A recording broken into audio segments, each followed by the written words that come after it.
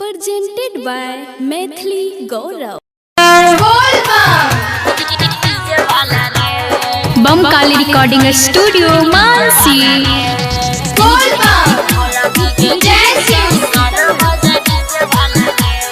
Singing by Gaurav Thakur. Shivratri के दिन किया करे छी हलगे, शिवरात्रि के दिन किया करे छी हलगे।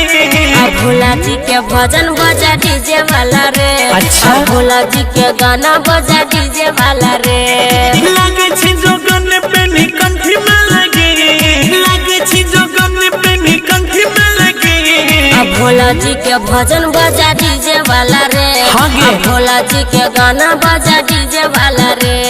बजाए दे छियो तो जल्दी बजा ना। Mix by Guddu Gudesh.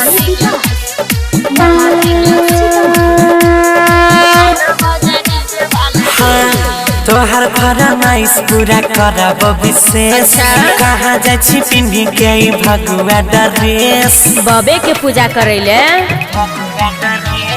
बाबा भोलेनाथ के बारात जते रे।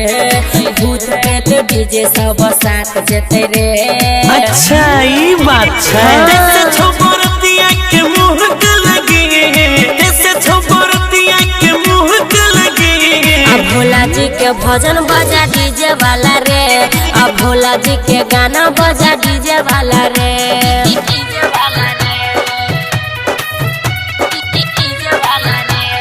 Mix by Guddu Gudesh.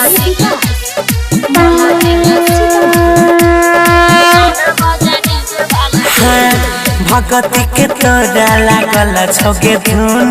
भोला जी के गाना ध्यान से तू सुन। हाँ सुनबे लगे भी तब ने। बेस बढ़ा डीजे करे धमाधम। बोले हमरा संग तू बोले बोलब। हर हर महादेव। राकेश गौरव छले भक्त निरालगे, गुड्डू रोहित छले भक्त निरालगे। भोला जी के भजन बजा डीजे वाला रे।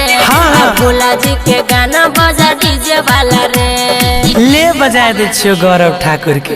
ओके बम काली रिकॉर्डिंग स्टूडियो मानसी।